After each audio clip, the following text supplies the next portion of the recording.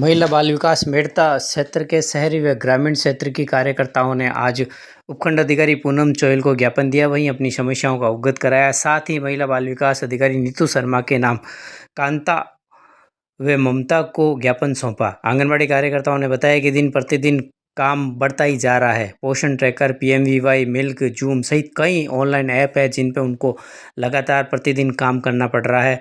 साथ ही ऑफलाइन कार्य भी करना पड़ रहा है। पोषण वितरण, हर महीने बच्चों के वजन व लंबाई करना, गर्भवती महिलाओं का टीकाकरण कराना, उनकी देखभाल करना आदि अनेक नियमित रूप से कार्य करने पड़ते हैं। महिला बाल विकास, चिकित्सा विभाग सहित अन्य विभागों के भी कार्य उनको करना पड़ता है। ऐसे में आंगनबाड़ी के जो मूल रूप से संपादित होने वाले जो कार्य है वो प्रभावित हो रहे हैं। पोषण वितरण में लाभार्थी कई बार फेस वेरिफिकेशन करने पर भी फेस वेरिफिकेशन नहीं हो रहा, लाभार्थियों को आंगनबाड़ी के चक्कर काटने पड़ते हैं। वही ज्ञापन में बताया कि राज्य सरकार द्वारा उड़ान योजना के अंतर्गत 11 से 45 वर्ष के लाभार्थियों को सैनिटरी नैपकिन जन आधार के माध्यम से ऑफलाइन वितरण करते आए हैं, तो भी लाभार्थी को सुगमता से दिया जा रहा है, लेकिन अब SSO ID से वितरण करने की सूचना मिली है। यदि ऐसा हुआ तो लाभार्थी और आंगनबाड़ी कार्यकर्ताओं के समय ज़्यादा लगेगा। लाभार्थियों को 2-2 बार OTP देने पड़ेंगे तथा सभी लाभार्थियों के पास मोबाइल भी उपलब्ध नहीं है। अनेक ऐसे हैं जिनके जन आधार से मोबाइल लिंक नहीं है। जहां आंगनबाड़ी पर 3 से 6 वर्ष के लाभार्थियों को शिक्षा की ओर से आगे बढ़ो व खेल खेल में शिक्षा जैसे महत्वपूर्ण कार्यों से प्रभावित होंगे। आंगनबाड़ी वर्कर SSO ID द्वारा कार्य करने उनके लिए काफ़ी मुश्किल महसूस कर रहे हैं। SDM मैडम को ज्ञापन देने आए हैं। आंगनवाड़ी वर्करों का वैसे भी कहने पर तो शोषण ही हो रहा है। हमारे ऊपर बहुत वर्कलोड दिया जा रहा है।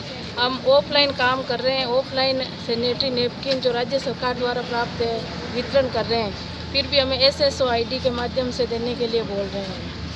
वैसे भी हमें THR में भी टाइम नहीं मिलता है, फिर हम बच्चों को कब गतिविधियां करवाएं, कब आंगनवाड़ी पे लेके बैठें। इसके लिए SDM मैडम को ज्ञापन देना है। पोषण ट्रैकर जो ऐप है उसमें पोषण हर प्रत्येक व्यक्ति को गर्भवती से लेकर 3 साल तक के बच्चों को दिया जाता है। उसको हर एक को फेस कैप्चर करके देते हैं। 2 मिनट जो और एक फेस कैप्चर करने में 10 मिनट लग जाते हैं। कई बार तो लाभार्थी 4 बार आकर के जाता है, फिर भी उसका फेस कैप्चर नहीं होता है। तो हम इन फ़ोन के काम में इतने अटके हुए रहते हैं कि हमारा न तो रजिस्टर वर्क पूरा हो पाता है और न ही हमारे बच्चों को एक्टिविटी करवा पाते। तो फिर बच्चों को आंगनवाड़ी में लेकर कैसे आए? बच्चों को आंगनवाड़ी में लेके आने का मतलब यही है कि बच्चों को शिक्षा दी जाए, प्राथमिक शिक्षा दी जाए, लेकिन हमें इस तरह का चांस मिलता ही नहीं क्योंकि पोषण फ़ोन में अटके हुए रहते हैं सारे काम का। आंगनबाड़ी पर वर्कलोड ज़्यादा है और हमें आगे से काम बता रहे हैं। अब वो SSO ID वाला काम, वो OTP कौन देगा? कोई नहीं देगा।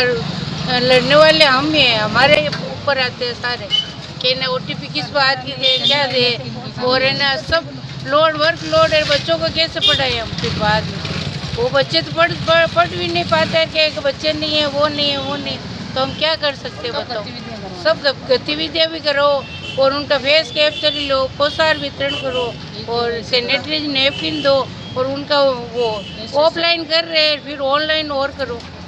ये पूरा हाँ वर्कलोड ही इतना है कि बच्चों को कोई तरह की एक्टिविटी करवा ही नहीं पाते।